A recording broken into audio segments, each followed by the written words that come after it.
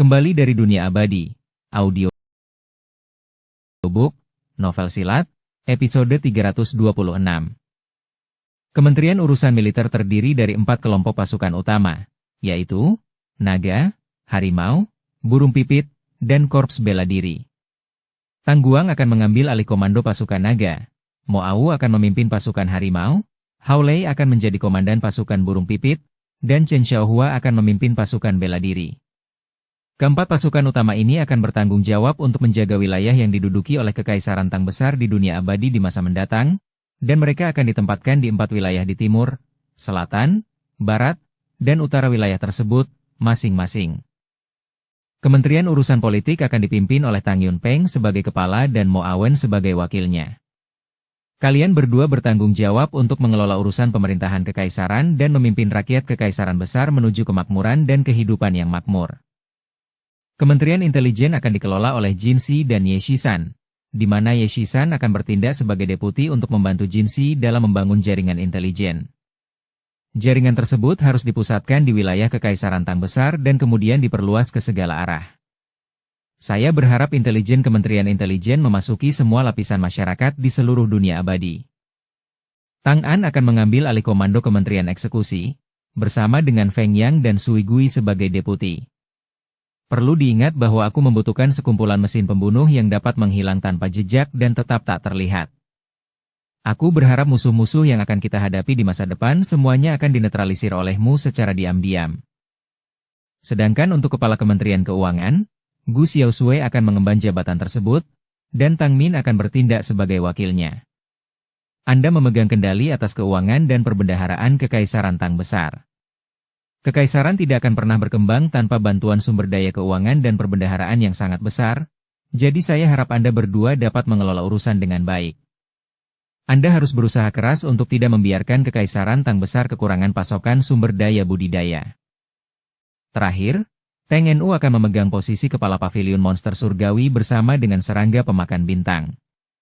35.680 monster besar akan berada di bawah komando Anda, yang semuanya bertanggung jawab untuk menjaga tanah suci Kekaisaran Tang Agung kita dan untuk membasmi semua musuh yang kuat dengan seluruh kekuatan Anda setiap kali kita menghadapi krisis. Setelah Tang Xiu mengumumkan sampai titik ini, ekspresinya menjadi tegas dan bertanya dengan suara yang dalam. Katakan padaku, apakah kalian semua siap untuk tanggung jawab ini? Teteskan. Semua orang yang namanya disebutkan bangkit dari kursi mereka dan berteriak, "Ya, Tuan." Tang Xiu mengangguk puas dan melanjutkan. Saya ingin menekankan pada 4 korps berikutnya. Pada hari-hari berikutnya, saya ingin semua 200.000 tentara anak-anak dimasukkan ke dalam 4 korps. Setiap korps akan terdiri dari 50.000 dari mereka. Selama 2 tahun ke depan, saya akan memilih musuh yang akan Anda hadapi sebagai uji coba dan pelatihan singkat untuk menunjukkan semua kemampuan dan bakat Anda. Sasarannya adalah 3 organisasi teratas dunia, serta Darkwing dan House Dolan. Saya juga akan mendirikan aula komandan selama 2 tahun ke depan untuk melatih panglima tertinggi bagi Menteri Urusan Militer. Kalian berempat tidak perlu khawatir karena saya akan memimpin pelatihan orang-orang ini secara pribadi, dan mereka pasti akan dapat menunjukkan kemampuan yang dapat diterima untuk kalian. Pertemuan itu berlangsung selama 4 jam. Di akhir pertemuan, Gu Xiaosui melangkah ke podium dan berkata dengan hormat. Ada 2 pertanyaan yang ingin saya ajukan, Grandmaster. Silakan bertanya. Tang Xiu mengangguk. Karena kita akan mendirikan Kekaisaran Tang Besar, kurasa kita tidak bisa hanya menjadi sekelompok orang tanpa pemimpin. Kau telah menunjuk personel di jajaran, tetapi tidak ada yang mengambil alih posisi penguasa Kekaisaran Tang Besar, kata Gu Xiaosui. Mo Au bangkit dari kursinya dan berkata dengan suara yang dalam. Gu Xiaosui, menurutku tidak perlu menanyakan masalah ini, karena Master Sekte adalah satu-satunya orang yang memenuhi syarat untuk menjadi penguasa Kekaisaran Tang Agung. Itu benar. Ratusan pengikut Sekte Tang berdiri dan berteriak sambil menatap Tang Xiu dengan antusias. Tang Xiu mengangkat tangannya dan berkata sambil tersenyum. Kita semua sangat dekat, jadi aku tidak akan menyembunyikannya. Aku akan menjadi penguasa pertama Kekaisaran Tang Besar. Senyum mengembang di bibir Gu Xiaosui, lalu dia berkata keras-keras sambil tersenyum. Karena Kekaisaran Tang Agung kita sudah memiliki seorang kaisar, Maka haruskah kita juga memiliki istana harem kaisar? Mata Su Lingyun, yang sedang duduk di kursi di aula konferensi, tiba-tiba berbinar. Ia menatap ekspresi Gu Xiaosui dan ekspresi gembira perlahan muncul di wajahnya. Saat ia bangkit dan berjalan ke arah Gu Xiaosui, ia memeluknya dengan lembut dan berkata dengan serius. Kami tidak akan terlalu mencampuri urusan hubungan kalian dan hal-hal lainnya, Xiu'er. Namun, aku tetap ibumu, dan aku berharap melihatmu menikah. Seorang kaisar akan membutuhkan istri dan selir karena kami membutuhkan keturunan laki-laki sebagai permulaan. Ini? Tang Xiu menatap Gu Xiaosui dengan marah, tetapi ekspresinya segera berubah menjadi masam saat dia menjawab ibunya dengan senyum yang dipaksakan. Ibu, ini adalah masalah yang perlu kita bicarakan secara pribadi di masa mendatang. Tidak, kamu juga tahu apa arti kekaisaran, bukan? Su Lingyun menjawab dengan tegas. Sebuah kekaisaran harus memiliki seorang kaisar, kamar istri dan selir kekaisaran, dan keturunan laki-laki yang akan mewarisi kekaisaran di masa depan. Xiu'er, jika kamu tidak punya waktu untuk menyelesaikan masalah harem, serahkan saja pada ibu. Yakinlah, ibu tidak akan mencarikanmu wanita secara acak, tetapi mereka yang bersedia mengikutimu dalam hidup dan mati. Kamu harus memberi wanita-wanita yang telah bersamamu status hukum dan kamu tidak boleh meninggalkan mereka. Tang Xiu terdiam karena dia tahu betul bahwa ibunya benar. Para wanita ini telah bersamanya selama bertahun-tahun tanpa suara. Mereka terus mendukungnya tanpa mengeluh atau menyesal, bahkan menganggap hidupnya lebih tinggi dari mereka sendiri. Sekarang setelah kekaisaran didirikan, dia memang akan melewati batas jika dia tidak memberi mereka status hukum. Tang Xiu perlahan mengangkat kepalanya dan berkata, saya bersedia memberikan status ini, Ibu. Kita akan berdiskusi dengan baik tentang masalah ini nanti. Menantu perempuanku butuh persetujuanku. Su Lingyun bersikeras, Xiu'er, kau adalah pria yang telah berprestasi dan terus melakukan hal-hal besar. Jadi aku akan membantumu menyelesaikan masalah ini. Aku tidak akan pernah memberikan status kepada mereka yang bukan wanitamu, tetapi aku harus memberikannya kepada mereka yang telah menjadi belahan jiwamu. Tang Xiu benar-benar tidak dapat membantah. Dia juga tidak ingin menentang keinginan ibunya. Meskipun dia tidak ingin ibunya ikut campur dalam masalah ini, dia sangat menyadari betapa buruknya dia dalam menangani masalah hubungan ini. Akhirnya, dia hanya bisa memberikan persetujuannya pada masalah ini dengan acuh tak acuh. Namun, dia diam-diam bertekad, jika sampai ibunya menemukan wanita-wanita yang tidak dikenalnya selain yang dikenalnya, dia tidak akan pernah setuju menerima mereka. Pertemuan kemudian berakhir dan dia meninggalkan banyak masalah sepele kepada Guyan Er dan Gu Xiaosui karena dia perlu membawa Mo Au dan yang lainnya untuk mengatur 4 korps utama.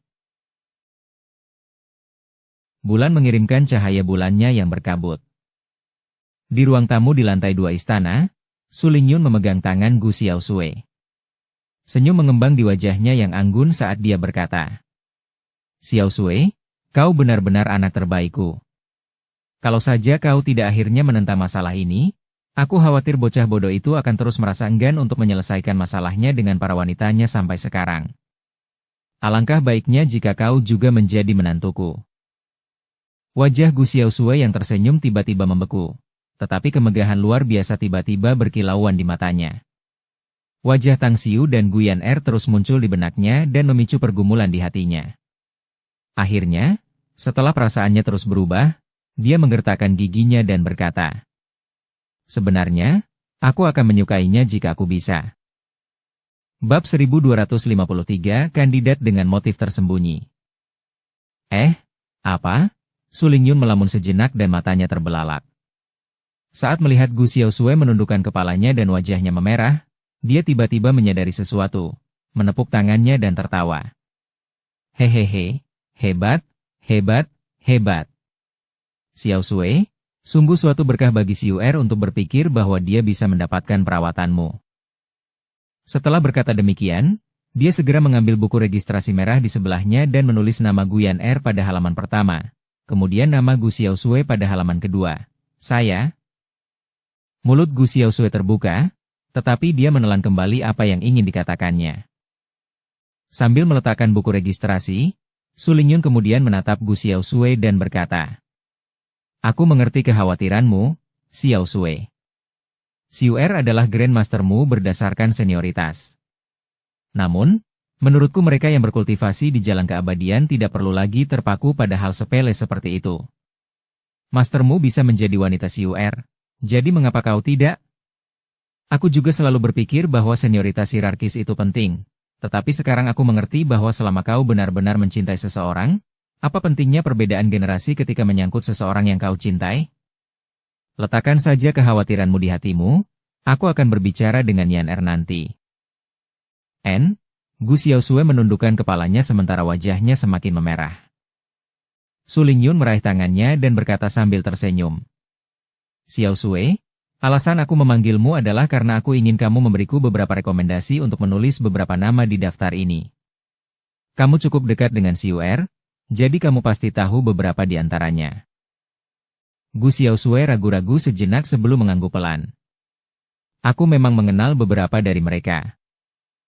Mata Su Lingyun berbinar, dia langsung mengangguk dan berkata, katakan padaku, aku akan menulis nama mereka di sini. Kang Xia, Mu Wanying, dan Ouyang Lulu. Kalian juga harus tahu hubungan antara ketiganya dengan Grandmaster, kata Gu Xiaosui. Saat mendaftarkan nama-nama itu, Su Lingyun berkata, jangan panggil Xiu'er sebagai guru besar lagi, Xiaosui. Panggil saja namanya langsung. Aku kenal ketiga gadis ini dan sangat akrab dengan mereka. Siapa lagi selain mereka? Suyu.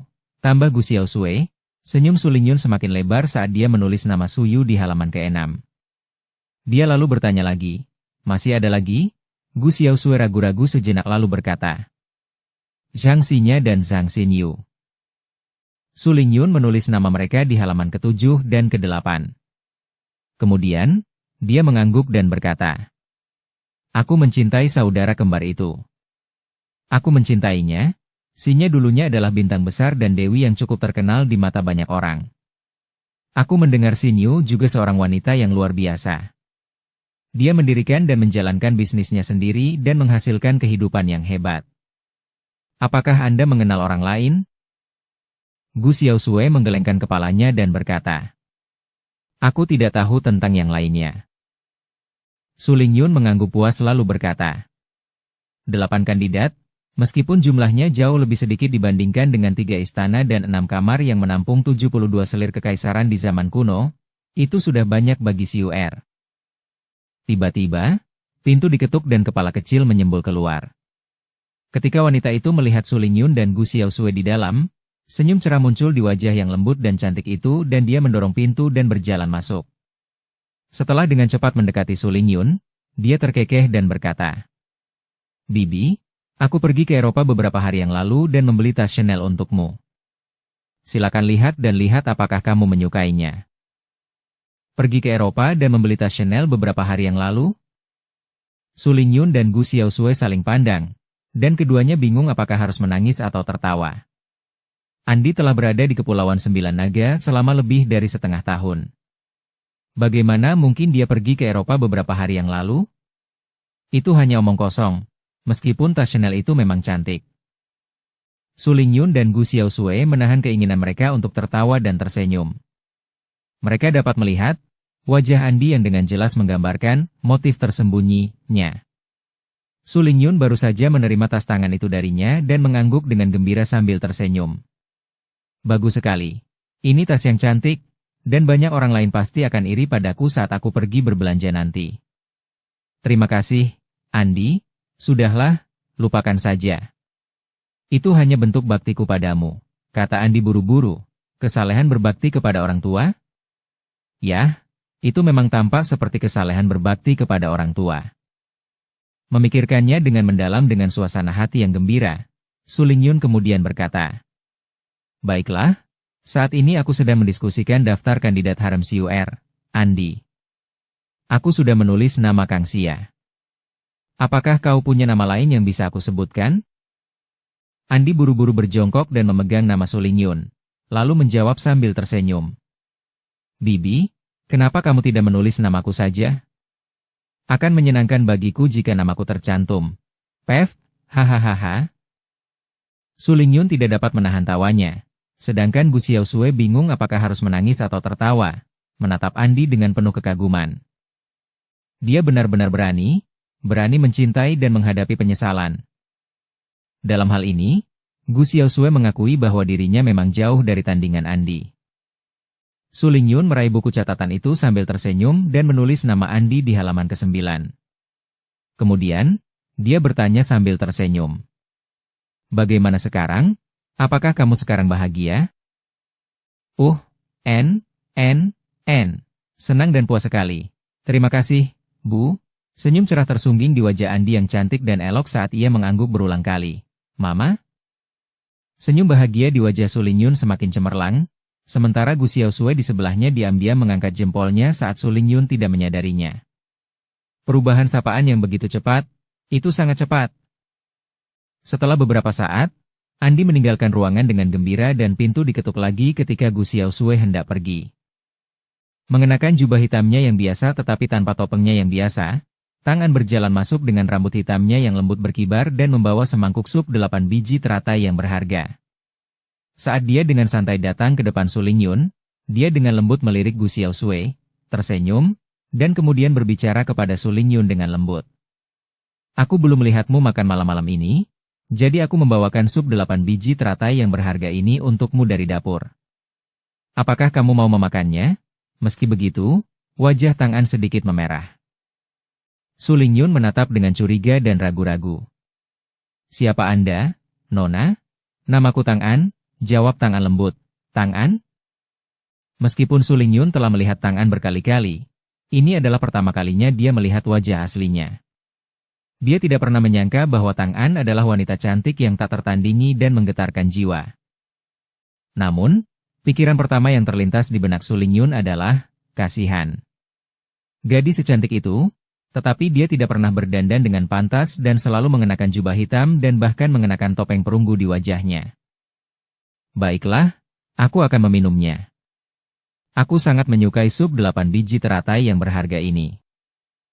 Baru saja Su Lingyun makan, tetapi dia tidak memberitahu Tang An dan mengambil semangkuk sup lalu meminum setengahnya sebelum meletakkannya di atas meja teh. Setelah itu, dia meraih tangan Tang An dan menariknya untuk duduk di sebelahnya. Tangannya yang lain mengambil buku register lalu bertanya dengan suara lembut. Sudah ada 9 nama yang tertulis di register ini. Apakah kamu ingin aku menambahkan namamu di sana? Tang An mendongakkan kepalanya dan diam-diam melirik Gu Xiaoxue. Gu Xiaoxue memasang ekspresi main-main dan menggoda di wajahnya dan membuat hatinya melemah. Dia segera menundukkan kepalanya dan tersipu malu, lalu mengangguk sedikit. Senyum Su Lingyun sangat cemerlang, dan dia membuka halaman ke-10 untuk menulis nama Tang An di atasnya. Kemudian, dia tersenyum dan berkata, "Panggil aku ibu nanti, mengerti? N." Kemerahan di wajah Tang An berubah menjadi lebih merah seperti matahari yang menyala-nyala saat dia mengangguk dengan lembut. Tiba-tiba, dia menatap Su Lingyun dan berkata, "Ibu, bisakah kamu menulis nama lain?" "Siapa namanya?" Su Lingyun bertanya dengan bingung. "Gong Wan Er," kata Tang An. Su Lingyun terkejut. Apakah Gong Wan Er dan Xiu Er memiliki hal semacam ini? Tidak, namun, perasaan itu dapat berkembang perlahan di masa depan. Tang An menggelengkan kepalanya dan berkata, "Namun, konstitusi Gong Wan Er sangat istimewa dan akan sangat bermanfaat bagi kultivasi Grandmaster. Apakah dia memberikan persetujuannya pada masalah ini?" Su Lingyun ragu-ragu. "Saya sudah bicara dengannya tentang masalah ini dan dia juga sangat menyukai Grandmaster," kata Tang An. Dia berkata bahwa dia belum pernah melihat pria yang lebih baik daripada Grandmaster dalam hidupnya. "Kalau begitu, aku juga akan memasukkannya ke dalam daftar," kata Su Lingyun. "Tapi Little An, kamu tidak boleh memanggil Xiu Er sebagai Grandmaster lagi nanti. Panggil saja namanya langsung." Tentang ini, baiklah, Tang An mengangguk pelan.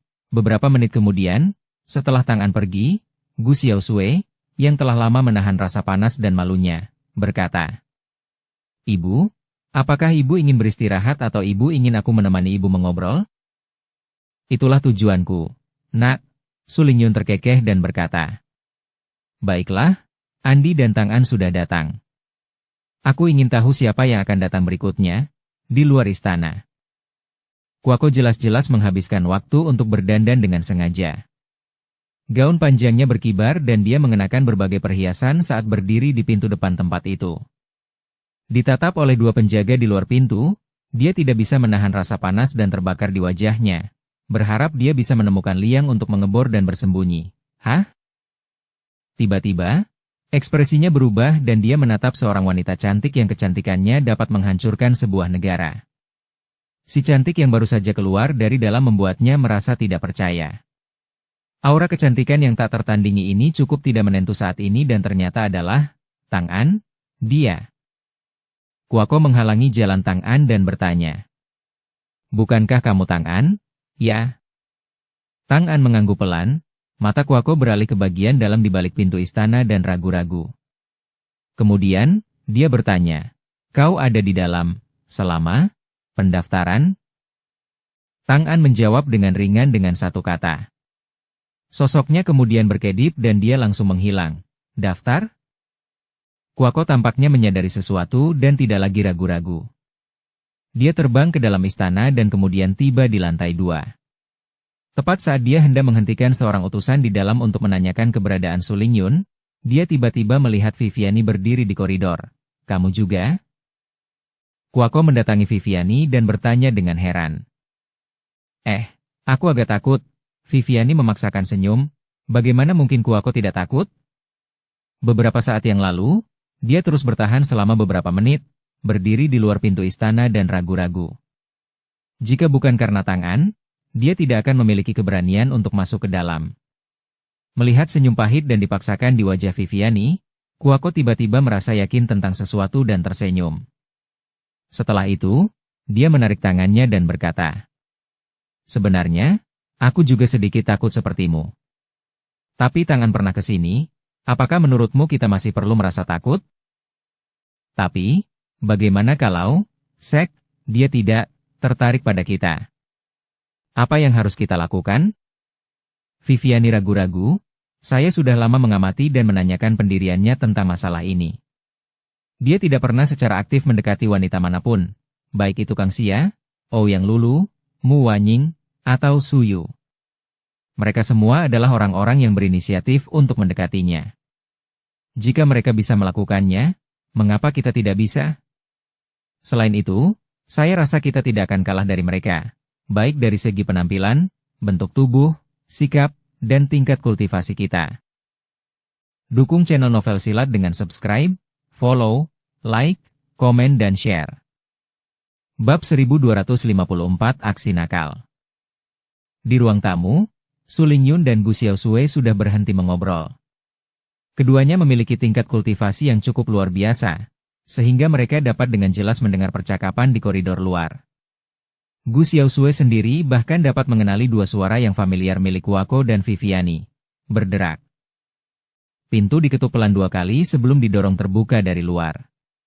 Saat Kuako dan Viviani muncul di pintu, Su Lingyun bangkit dengan senyum cerah di wajahnya yang cantik. Kedua wanita itu kemudian mendatanginya dan dia berkata sambil tersenyum. Aku tidak sengaja mendengarmu. Kalian berdua gadis baik, dan tidak ada di antara kalian yang lebih buruk dari yang lain. Aku sendiri sangat bahagia untuk Xiu'er karena dia mendapatkan cinta dari kalian berdua. Bibi. Kuako membuka mulutnya tetapi tidak dapat mengatakan apapun karena malu. Sambil berpegangan tangan, Su Lingyun tersenyum dan berkata, kalian tidak perlu bicara lagi. Aku sudah tahu apa yang kalian pikirkan. Nanti, kalian berdua juga harus memanggilku ibu seperti yang lainnya. Ini. Kuako dan Viviani saling berpandangan dan akhirnya memanggil ibu dengan akrab. Dengan wajah berseri-seri dan bahagia, Su Lingyun berkata, kalian berdua juga menantu perempuanku karena kalian memanggilku ibu. Aku tidak akan membeda-bedakan kalian berdasarkan kebangsaan atau ras. Mulai sekarang, kalian berdua juga adalah ibu dari Kekaisaran Tang Agung. Setelah berkata demikian, dia melonggarkan pegangannya pada tangan mereka, mengambil daftar hadir, lalu menulis nama mereka. Setelah beberapa saat, kedua wanita itu pergi dengan wajah gembira. Su Lingyun memperhatikan punggung mereka saat mereka pergi dan menutup pintu. Setelah itu, dia menoleh ke Gu Xiaosui dan berkata sambil tersenyum. Xiaosui, Xiu'er benar-benar beruntung dalam hidup ini karena dia bisa mendapatkan cinta dari gadis-gadis hebat sepertimu. Tenang saja, ibu pasti akan mengajarinya dengan baik jika dia menindasmu di masa depan. Tiba-tiba merasa memiliki pendukung yang tangguh, Gu Xiaosui terkekeh dan berkata dengan nyengir. Aku juga akan memperlakukan Tang Xiu dengan baik, ibu. Sesaat kemudian, Su Lingyun dan Gu Xiaosui tinggal di ruang tamu selama 3 jam lagi sebelum mereka pergi karena tidak ada orang lain yang datang. Di sebuah bukit berhutan, di bawah sinar bulan. Kang Xia sedang duduk dan bersandar di pohon sambil memeluk kakinya. Senyum tipis terlukis di wajahnya sementara Tang Xiu duduk bersila di sampingnya di atas batu biru besar dengan ekspresi yang rumit. Kenapa wajahnya muram? Tanya Kang Xia sambil mengalihkan pandangannya dari istana dan menoleh ke arah Tang Xiu. Menurutmu aku harus senang dengan apa yang terjadi? Tang Xiu memaksakan senyum masam dan berkata. Aku berutang begitu banyak perasaan dan cinta. Aku tidak tahu bagaimana aku harus membayar utang-utang ini di masa depan. Dan ibu memperburuknya, membuatku semakin tertekan dengan aksi-aksi nakalnya. Mengapa dia membuka pendaftaran seperti itu? Dan apa yang membuatnya berbeda dari para kaisar di zaman dahulu? Kau yang beritahu aku, Kang Xia menyeringai menggoda. Pendirian kekaisaran besar itu sendiri dan dengan kau sebagai penguasa, mana yang berbeda dari kaisar-kaisar di zaman dahulu? Tang Xiu memutar matanya sebagai tanggapan dan dengan ketus berkata. Tentu saja berbeda, sungguh berbeda. Para feodal kuno itu menganggap wanita sebagai kelompok kelas 2. Sementara beberapa pria dengan modal biasa-biasa saja masih dapat memiliki lebih banyak istri dan selir, mengikuti kaisar mereka, yang menempatkan istri dan selir mereka di 3 istana dan 6 kamar. Zaman berapakah kita sekarang dan mengapa kita harus mempertahankan gagasan seperti itu? Menikahi begitu banyak wanita pasti akan membuatku mati dalam keadaan tersiksa dan kelelahan, bukan? Huf, hehehe. Kang Xia menyeringai mengejek dan menertawakannya sebagai tanggapan. Kau tahu, kau benar-benar mendapatkannya dengan murah dan nyaman, kan? Bagaimanapun juga, aku tetap tidak menginginkan kemudahan seperti itu, kata Tang Xiu dengan enggan. Senyum Kang Xiu memudar dan dia berkata dengan serius. Jangan bilang kau tidak mengerti mengapa ibu menyelesaikan masalah percintaanmu. Dia mengerti betapa besarnya usaha yang harus kau pikul, jadi dia mengambil jalan pintas untuk membereskan kekacauan dalam percintaanmu. Dia bersedia membantumu memberikan status kepada para wanita yang menyukai dan peduli padamu ke dalam haremmu. Dia bahkan membantumu secara langsung menyingkirkan beberapa wanita lain yang tidak pantas mendapatkannya. Sebagai orang yang cerdas, Tang Xiu tidak bisa memahami situasi. Itu juga alasan mengapa dia memberikan izin kepada ibunya untuk menyelesaikan masalah ini dan hanya bersikap menunggu dan melihat. Namun, bagaimana mungkin Andi, Tang An, Gong Wan Er, Viviani, dan Kuako juga termasuk? Bahkan Gu Xiaosui juga harus dimasukkan dalam daftar. Bukankah itu sama saja dengan melakukan beberapa aksi nakal? Tiba-tiba, dia menoleh ke arah Kang Xia dan bertanya. Jangan bilang kamu tidak terganggu dengan semua ini. Bohong kalau aku bilang aku tidak merasakan apa-apa. Kang Xia menggelengkan kepalanya dan melanjutkan. Setiap orang punya keegoisan, terutama jika menyangkut pasangan. Tapi aku tahu betul betapa brilian dan mempesonanya dirimu. Kamu terlalu brilian, mustahil aku bisa memilikimu sebagai milikku. Tapi, tidak peduli seberapa tidak rela, pahit, dan menyakitkannya bagiku, aku hanya bisa menekan perasaan itu dan menahannya. Aku tidak ingin kehilanganmu. Aku hanya bisa berharap ada tempat untukku di hatimu, yang aku yakin mereka juga ada dalam pikiran mereka. Tang Xiu mengangkat tangannya dengan lembut saat seberkas energi membungkus Kang Xia, yang tidak melawan, dan menariknya ke dalam pelukannya. Dia mengangkat lengannya dan membelai rambutnya yang lembut dan indah dengan lembut dan berkata dengan wajah bersalah dan menyesal. Aku minta maaf untuk semuanya. Kau tidak perlu merasa bersalah padaku atau siapapun. Kang Xia menggelengkan kepalanya dan berkata. Itu adalah pilihan kita semua dan tidak ada hubungannya denganmu. Namun, kuakui bahwa selain menjadi wanitamu, aku juga ingin menjadi obat untukmu. Apa maksudmu? Tangan Tang Xiu berhenti dan ekspresi bingung muncul di wajah tampannya. Sambil bersandar lembut di dada Tang Xiu, Kang Xia berkata dengan lembut. Aku sudah lama tahu bahwa kamu terluka dalam-dalam, jadi aku ingin mengubah diriku menjadi obat yang dapat menyembuhkan hatimu yang hancur. Maksudku, jika kamu masih belum bisa melupakannya, kamu masih bisa mencarinya. Aku tahu seberapa dalam dia telah terukir di hatimu sehingga bahkan selusin dari kita tidak akan cukup untuk dibandingkan dengan posisinya di hatimu. Raut wajah Tang Xiu berubah dingin dan dia menggelengkan kepalanya. Kang Xia, aku sudah menjernihkan pikiranku tentang masalah ini. Cinta yang kumiliki padanya telah hilang saat dia menyergapku, dan yang tersisa hanyalah penyesalan dan kebencian. Aku telah memutuskan hubunganku dengannya sejak aku mengatakan padanya bahwa aku akan berjalan sendiri seperti dia di jalannya sendiri. Kami tidak akan pernah kembali dan tidak akan pernah bertemu lagi.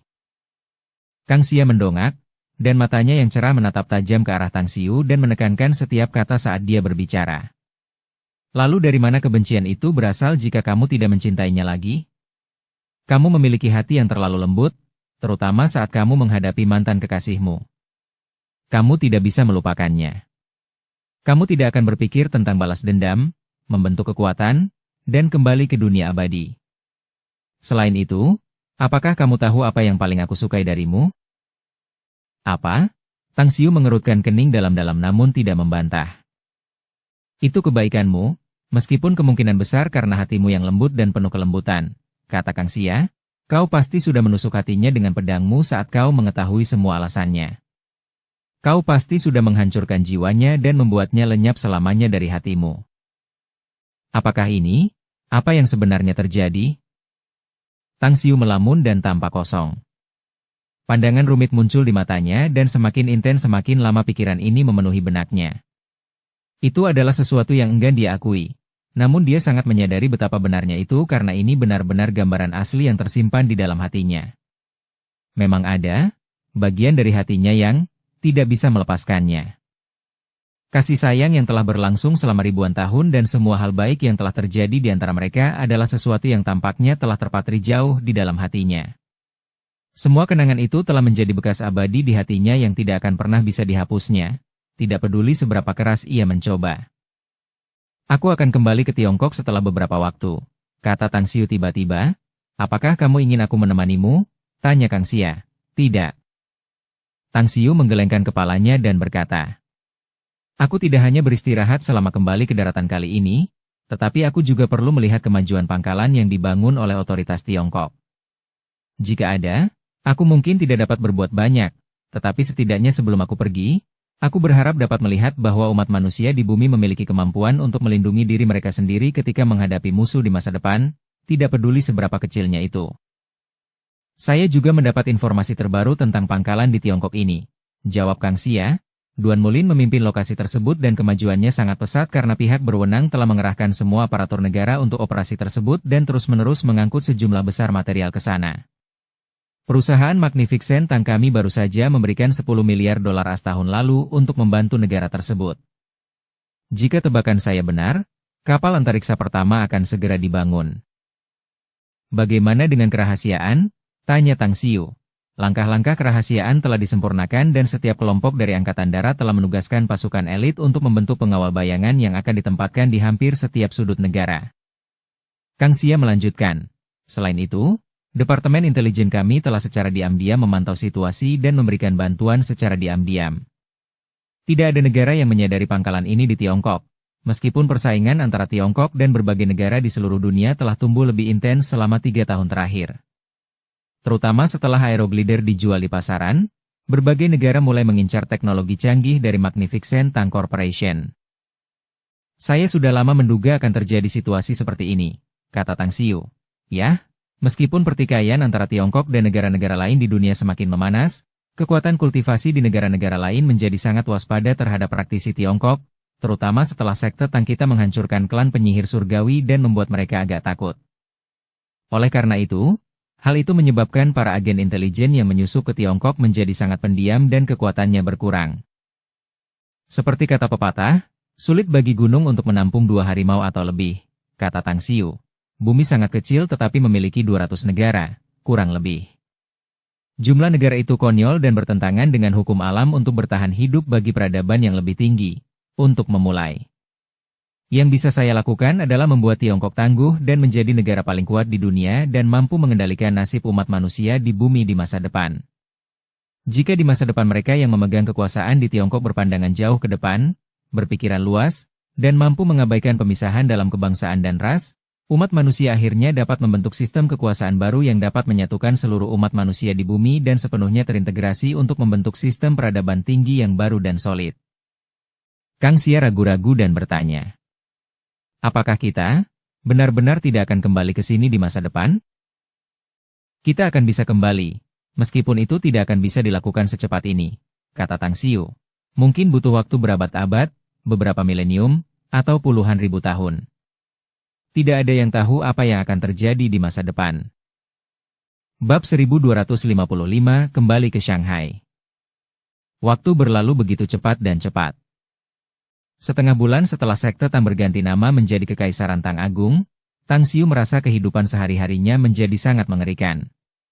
Aksi pendaftaran harem yang dilakukan ibunya dan nama-nama wanita yang tercantum di dalamnya telah tersebar dan diketahui oleh semua anggota Kekaisaran Tang Agung. Bagian yang paling menyedihkan adalah kenyataan bahwa bahkan para tokoh utama wanita menyatakan pada berbagai kesempatan dan waktu bahwa merupakan suatu kehormatan besar bagi mereka untuk didaftarkan sebagai anggota harem Kekaisaran Tang Besar. Ada juga beberapa orang lain yang terlibat. Namun, satu orang yang tidak pernah dibayangkan oleh Tang Xiu adalah Gong Wan Er. Dia membuat pernyataan bahwa dia akan setia dan mengikuti pria yang dinikahinya, tidak peduli siapapun orangnya. Dan menikah dengan penguasa benar-benar merupakan berkah.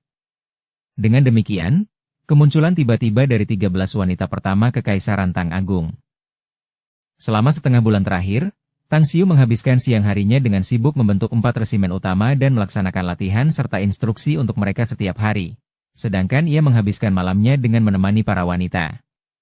Bahkan jika ia hanya menemani mereka dan tidak melakukan apapun, ia tidak dapat menahan perasaan seperti sedang duduk di atas jarum dan peniti. Aku harus lari. Akhirnya, dia menyerah dan hanya meninggalkan pesan kepada Guyan Er dan bergegas berangkat ke Shanghai dengan pesawat. Bandara di Pulau Sembilan Naga telah ditingkatkan selama pembangunan 2 tahun terakhir dan bahkan rute penerbangan dari berbagai negara telah berjalan selama beberapa waktu. Oleh karena itu, Tang Xiu tidak perlu lagi naik pesawat dari Saipan. Di dalam jet pribadi yang terbang di antara awan, Tang Xiu menyeruput anggur yang enak sambil tersenyum tipis. Baru sekarang dia akhirnya bisa bersantai. Master. Tang Alang keluar dari kokpit sambil memegang termos dan menaruhnya di depan Tang Xiu. Sambil menyeringai, dia berkata, Nyonya Xiao Sui berkata bubur itu baik untuk perut dan harus disajikan dan dimakan lebih awal. Dia juga berkata bahwa makan sup itu akan sangat baik untuk tubuhmu. Jadi Nyonya Xiao Sui menambahkan bubur. Katanya bubur itu tidak hanya akan mengikis lemakmu tetapi juga menyehatkan tubuh dan kesehatanmu. Benar, dia juga berkata bahwa kamu telah bekerja keras selama setengah bulan dan ada beberapa obat untuk ginjalmu yang ditambahkan dalam sup 8 biji teratai mulia juga. Dia berkata itu akan sangat baik untukmu. Bekerja keras? Tang Xiu hanya bisa merasakan kulit kepalanya mati rasa. Kalau dipikir-pikir, dia memang bekerja keras selama setengah bulan. Terutama karena Kang Xia, Ouyang Lulu, Mu Wanying, dan Su Yu. Keempat wanita ini yang menemaninya selama 4 malam dan berubah menjadi serigala dan harimau yang lapar. Tunda saja masalah ini, mengerti? Tang Xiu kemudian mengambil buku panduan susunan yang baru saja ditulisnya dari cincin spasial dan memberikannya kepada Tang Alang. Kemudian, dia berkata, kamu telah mempelajari seni perang dan membiasakan diri dengan taktik pertempuran yang dilakukan dalam perang di bumi sejak zaman kuno. Namun, kamu juga seorang kultivator. Jadi aku membawamu waktu ini untuk bersantai dan melupakan semua strategi pertempuran di kepalamu untuk sementara waktu untuk mempersiapkan diri mempelajari peperangan di dunia abadi. Ini adalah catatan formasi pertempuran dan susunan yang akan kamu pelajari nanti. Kamu harus mahir dalam berbagai keterampilan, dan formasi susunan adalah bidang yang sangat penting untuk dipelajari jika kamu ingin menjadi panglima pasukan. Tang Ahlang menerima buku panduan susunan dan duduk di depan Tang Xiu. Setelah membaca sekilas 2 atau 3 halaman, wajahnya yang halus tampak bahagia dan terkejut. Selama 3 tahun terakhir, ia telah belajar dengan tekun dan tanpa lelah, terutama tentang peperangan di zaman kuno dan zaman modern di bumi. Kadang-kadang, ia juga tinggal di paviliun perpustakaan untuk membaca buku tentang susunan dan formasi pertempuran, jadi ia memiliki cukup banyak pengetahuan tentang aspek ini. Namun, dia yakin bahwa buku panduan formasi pertempuran ini benar-benar lebih mendalam daripada buku panduan serupa yang ada di paviliun perpustakaan Pulau Sembilan Naga. Bandara Shanghai. Tepat saat Tang Xiu melangkah keluar dari pintu kabin, dia melihat dua mobil terparkir di dekat tangga. Empat pria besar keluar dari mobil saat pintu terbuka dan seorang wanita yang tampak cerdas dan cakap dalam setelan jas putih keluar. Nama wanita itu adalah Gao Beilei dan dia adalah General Manager Magnificent Tang Corporation saat ini. Dia adalah orang yang sebelumnya diundang Kang Xia dan Ouyang Lulu untuk bergabung, seorang manajer profesional dari Wall Street Amerika Serikat. Tang Xiu sendiri belum pernah bertemu langsung dengannya. Namun, sekilas ia dapat mengenalinya karena ia telah melihat fotonya. Bos. Keempat pria besar itu memberi salam hormat saat Tang Xiu menuruni tangga. Gao Beilei diam-diam mengamati Tang Xiu. Dia sudah lama penasaran dengan pemuda ini. Dia tahu bahwa Kang Xia yang terkenal, serta teman baiknya Ouyang Lulu, adalah wanita pemuda ini, sementara baginya, pemuda ini adalah bosnya. Halo, bos, saya Gao Beilei. Tang Xiu mengulurkan tangannya untuk berjabat tangan dengannya, melepaskannya, lalu berkata, "Ini seharusnya menjadi pertemuan pertama kita. Aku senang kamu bisa bergabung dengan Magnificent Tang Corporation dan bekerja di perusahaan ini. Aku harus memberimu hadiah untuk pertemuan pertama ini." Setelah mengatakan itu, dia mengambil liontin giok dari cincin spasialnya dan menyerahkannya padanya. "Pakai ini mulai hari ini akan sangat bagus untukmu." Gao Beilei menatap kosong. Dia tidak menyangka bahwa bos akan memberinya hadiah langsung saat pertama kali bertemu dengannya. Namun, setelah berpikir sejenak, dia menerimanya dan berkata sambil tersenyum. "Ini adalah hadiah pertemuan pertama yang cukup terlambat, bukan, bos? Tapi ini cukup menarik. Saya telah bekerja selama 2,5 tahun di Magnificent Tang Corporation dan saya tidak pernah menyangka akan butuh waktu yang lama untuk bertemu dengan bos besar. Ini akan menjadi kisah yang luar biasa jika para pebisnis lain di seluruh dunia mendengarnya." Tang Xiu terkekeh dan berkata, "Baiklah. Anggap saja aku tidak terlalu peduli dengan hal-hal di pasar, jadi aku membiarkan Kang Xia menanganinya dan menyerahkan semuanya padanya. Bagaimanapun, aku juga mempercayaimu karena mereka juga mempercayaimu. Ayo berangkat. Sudah lebih dari 2 tahun sejak kantor pusat perusahaan dipindahkan ke Shanghai. Aku belum pernah ke sana sebelumnya." Gao Beilei mengangguk sambil tersenyum dan secara pribadi membukakan pintu mobil untuk Tang Xiu. Setelah Tang Xiu duduk, dia merenung sejenak dan akhirnya memutuskan untuk duduk di kursi depan. Dia telah mengetahui tentang Tang Xiu melalui berbagai saluran selama 2,5 tahun terakhir. Meskipun dia tidak berani mengatakan bahwa dia benar-benar memahami Tang Xiu, dia tetap tahu banyak tentangnya. Lebih jauh, Tang Xiu juga merupakan salah satu dari sedikit orang di seluruh dunia yang dikaguminya.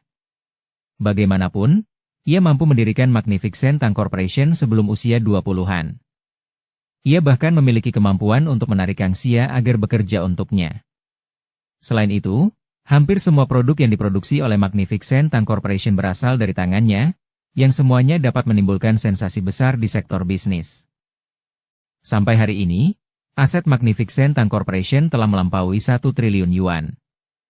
Namun, yang paling dikaguminya adalah serangkaian aturan yang dibuat Tang Xiu sebelumnya dan keputusannya untuk tidak mendaftarkan perusahaan tersebut. Jika tidak, valuasi perusahaan tersebut bisa jadi 10 kali lebih besar dari valuasinya saat ini. Apakah Anda ingin makan dulu, bos? Atau Anda ingin melihat laporan keuangan?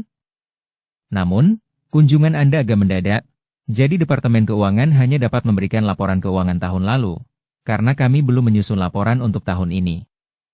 Duduk di kursi depan, Gao Beilei menoleh dan bertanya. "Tidak, aku tidak tertarik." Tang Xiu melambaikan tangan dan berkata, "Tidak apa-apa asalkan perusahaan bisa menghasilkan cukup uang untuk kubelanjakan. Mari kita makan dulu sebelum pergi ke kawasan industri. Aku juga harus mengurus beberapa hal lain setelahnya. Ngomong-ngomong, Moi juga seharusnya ada di kawasan industri, kan?" Apakah dia baik-baik saja dalam beberapa tahun terakhir? Profesor Mo memang bekerja di lembaga penelitian di dalam kawasan industri. Gao Beilei mengangguk dan berkata, kesehatannya sangat baik, dan dia terus terlihat lebih muda meskipun dia memiliki beban kerja dan jadwal yang sangat berat. Senang mendengarnya, Tang Xiu mengangguk. Kedua mobil itu meninggalkan bandara dan memasuki jalan raya kurang dari 10 menit kemudian. Tang Xiu kemudian melihat pemandangan baru di sekitarnya di langit. Banyak orang berdiri di aeroglider dan terbang cepat. Beberapa terbang sendirian, beberapa tampak seperti pasangan, dan suami dan istri berpelukan atau berpegangan tangan saat terbang. Lebih jauh, hal yang menarik adalah bahwa mereka terbang pada rute penerbangan tertentu dan mengikuti rute tetap di atas jalan. Setelah beberapa menit pengamatan, ia melihat setidaknya ratusan orang terbang di aeroglider, tetapi yang mengejutkannya, tidak ada dari mereka yang meninggalkan rute penerbangan di atas jalan. Jadi, bagaimana penjualan aeroglider? Tang Xiu menarik kembali pandangannya dan bertanya. Meskipun penjualan aeroglider agak terbatas karena jumlah produknya yang terbatas, penjualannya tetap bagus. Gao Beilei mengangguk dan menjelaskan. Namun, harganya juga sangat tinggi karena itu, dan kami hanya dapat menjual 1 juta unit per tahun. Jadi, kami hanya menjual 2 juta unit dalam 2 tahun terakhir di dalam negeri. Kami mengekspor 20 juta unit ke luar negeri, jadi total 40 juta unit telah terjual dalam 2 tahun. Sejauh ini, jumlah total aeroglider generasi pertama yang dijual oleh perusahaan kami adalah 42 juta unit. Tang Xiu diam-diam tercengang karena dia sendiri tidak menyangka bahwa volume penjualan aeroglider akan setinggi ini. Pendapatan yang diperoleh dari penjualan 42 juta unit hanyalah angka yang sangat besar. Ngomong-ngomong, bagaimana dengan usaha patungan antara kita dan Jin Xingqi? Tang Xiu tiba-tiba bertanya. Sudah difinalisasi. Laba bersih finalnya adalah 9,1 miliar yuan, jawab Gao Beilei. Namun, saya memutuskan untuk tidak menarik dana dan malah berinvestasi di proyek baru. Proyek baru itu sendiri sudah mulai laku dan dananya mengalir kembali. Jinda Estate milik Jin Xingqi baru saja mentransfer 4,5 miliar tadi malam. Sementara itu diharapkan mereka akan membayar kita secara bertahap dengan jumlah total sekitar 20 miliar dalam 2 bulan ke depan. Tang Xiu mengangguk sebagai jawaban. Dia tidak peduli dengan angka-angka ini dan hanya bertanya dengan santai karena dia teringat Jin Xingqi beberapa saat yang lalu. Gao Beilei menoleh dan menyipitkan matanya saat melihat Tang Xiu terdiam. Setelah berpikir sejenak, dia berkata, "Bos, perusahaan kita sebenarnya sedang kekurangan uang akhir-akhir ini." "Apa?" Tang Xiu tidak dapat mempercayai apa yang didengarnya sejenak. Magnificent Tang Corporation jelas merupakan mesin pencetak uang. Namun, bagaimana mungkin sekarang kekurangan uang? Gao Beilei memaksakan senyum dan berkata, pendapatan bulanan perusahaan dihitung dan dijumlahkan pada akhir bulan sebelum laporan akhir diringkas. Kecuali untuk biaya overhead bulanan perusahaan sebesar 10%, sisa uangnya ditransfer. Itu karena proyek besar yang baru saja saya mulai baru-baru ini, jadi perusahaan sekarang kekurangan dana. Proyek apa sebenarnya ini? Tang Xiu bertanya dengan rasa ingin tahu. Awalnya dia mengira bahwa kas Magnificent Tang Corporation penuh dengan uang, jadi dia bisa menerima sejumlah besar uang setiap hari. Agak tidak terduga mendengar bahwa perusahaan itu kekurangan dana tepat saat dia kembali ke Shanghai dan bertemu dengan manajer umum perusahaan. Bab 1256 Nasib Masa Depan Magnificent Tang Corporation. Ini proyek pariwisata. Saya memberikan usulan untuk memulai proyek ini kepada Kang Xia 2 bulan lalu. Gao Beilei menjelaskan, dia dan para eksekutif perusahaan telah membahas proyek tersebut dan menyetujuinya mengingat potensi yang ditawarkannya.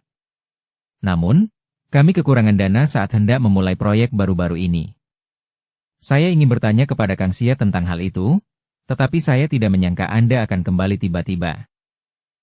Berapa biaya proyek pariwisata ini sebenarnya? Tanya Tang Xiu. Gao Beilei menjawab. Berdasarkan anggaran sebelumnya, kami kekurangan. Tang Xiu mengangkat tangannya untuk memotong pembicaraannya dengan lugas dan berkata, saya tidak perlu mendengar anggaran sebelumnya. Yang saya tanyakan adalah total investasi proyek ini. Berapa jumlahnya? Sekitar 80 miliar yuan, kata Gao Beilei. Huf. Bersambung ke episode 327. Dukung kami dengan subscribe, follow, like, komen dan share. Terima kasih.